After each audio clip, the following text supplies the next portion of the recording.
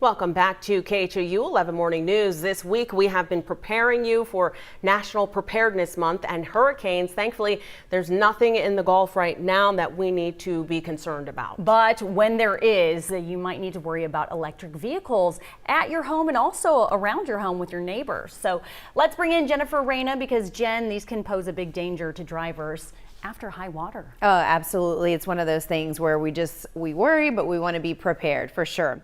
So definitely we can look at the next clip here. I caught up with Chief Pena with the Houston Fire Department to ask him about the dangers of driving an electric vehicle that's been through high water.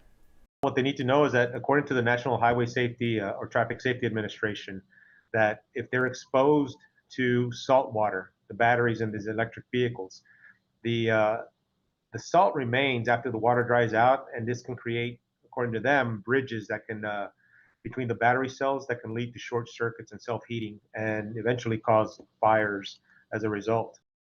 Officials recommend that you treat your vehicle as if you were involved in an accident. Call your insurance, have your vehicle towed. Don't drive it, especially after it's been exposed to floodwaters.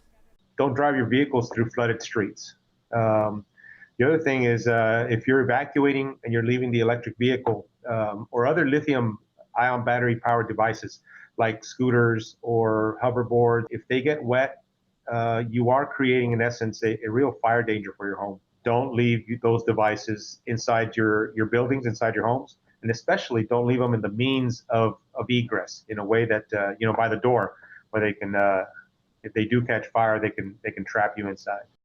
Chief Pena making some great points there. Remember, it's not just your electric vehicles, it's any lithium-ion battery in or around your house that you need to make note of to move when a storm approaches. You probably wouldn't think of that, right? No, that's terrifying. So very good information. And I see so many vehicles driving through the high water. I'm sure people who are driving electric vehicles, they're not thinking about stuff like that. Yeah, I mean, it's one of those things where you think, okay, it's dried out, I'm good to go, but you park it near your garage and it could be not only your car on fire, but maybe your house. Really scary. All right, Jen, thank you. Time